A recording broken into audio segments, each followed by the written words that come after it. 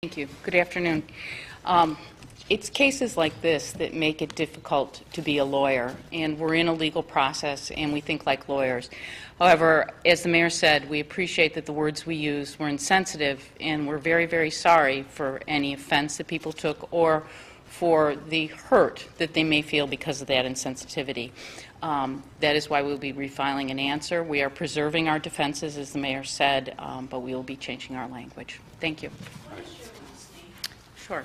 Lang Henry, Langhenry. It's all one word.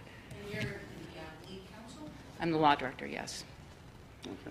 So who was responsible for the language? Well, our lawyers answered the complaint. Are they being disciplined? No.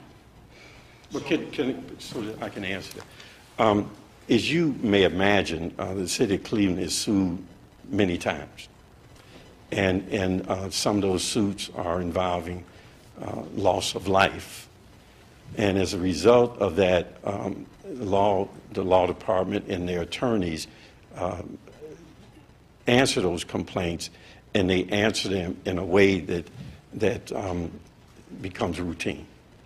But again, we recognize that in this case it was inappropriate, and that the way in which it was answered was insensitive.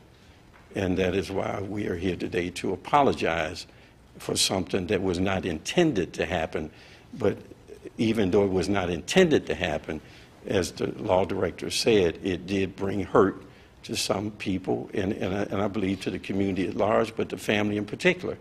And that is not our intent, not our intent. You believe the language was insensitive, but do you agree with the premise of what it said? There in law, if the law director can correct me, when you answer a complaint, you have to assert certain defenses. If you do not assert those defenses, then you lose those opportunity. You lose that opportunity in court. So there's always a way in which you can assert a defense and use language in a way that that's appropriate for the situation and is not insensitive to people. So can you clarify that? I'm not sure I got quite the answer. Do you agree with what the premise was, but not the how it was said? The court will decide whether or not any premise, whether the complaint itself against the city or the answers that we give to the complaint, the court will decide whether or not it's true or not. In a legal process, in order to preserve defenses, you have to assert them.